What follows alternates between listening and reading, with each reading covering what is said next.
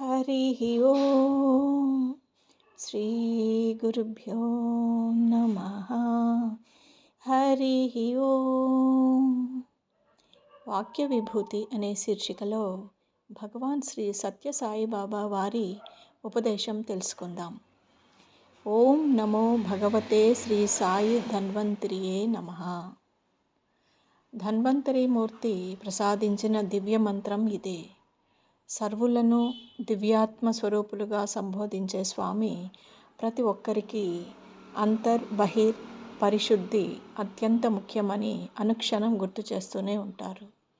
మన దేహమును, మనం ధరించే దుస్తులను నిత్యం పరిశుద్ధం గావించుకోవాలి. అది బహిర్శుద్ధి. మన చిత్తమును, భావములను కూడా పరిశుద్ధం చేసుకోవాలి. ఇది అంతర్శుద్ధి. ఈ అంతర్శుద్ధిని ఏ రకంగా చేసుకోవాలి? దేహము పైన, వస్త్రము పైన మాలిన్యాన్ని తుడుచుకోవచ్చు, ఉతుక్కోవచ్చు.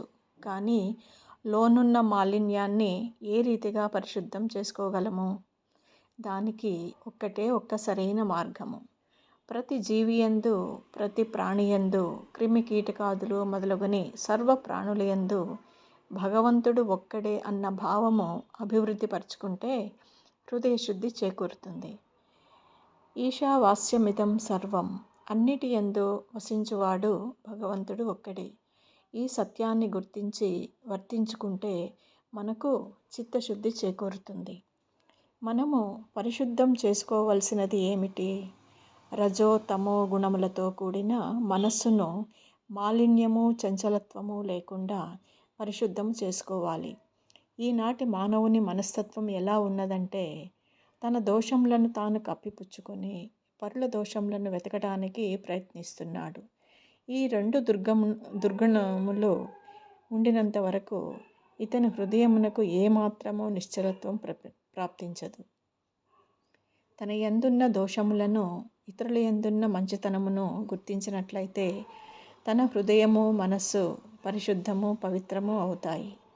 మంచి స్వభావము, మృదు హృదయము, విశాల దృక్పథము, ప్రేమతత్వము అభివృద్ధి చేసుకోగలిగితే మానసిక ఆరోగ్యముతో పాటుగా దేహారోగ్యము కూడా వృద్ధి చెందుతుంది.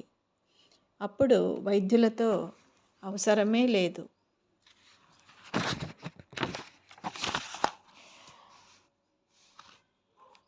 మంచితనం గల వ్యక్తి ఎప్పుడూ ఆరోగ్యంగానే ఉంటాడు.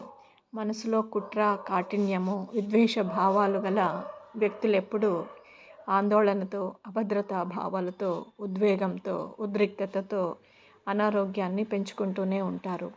నిద్రలేమితో పాటు జీర్ణ వ్యవస్థ మీద కూడా చెడు ప్రభావం పడుతుంది.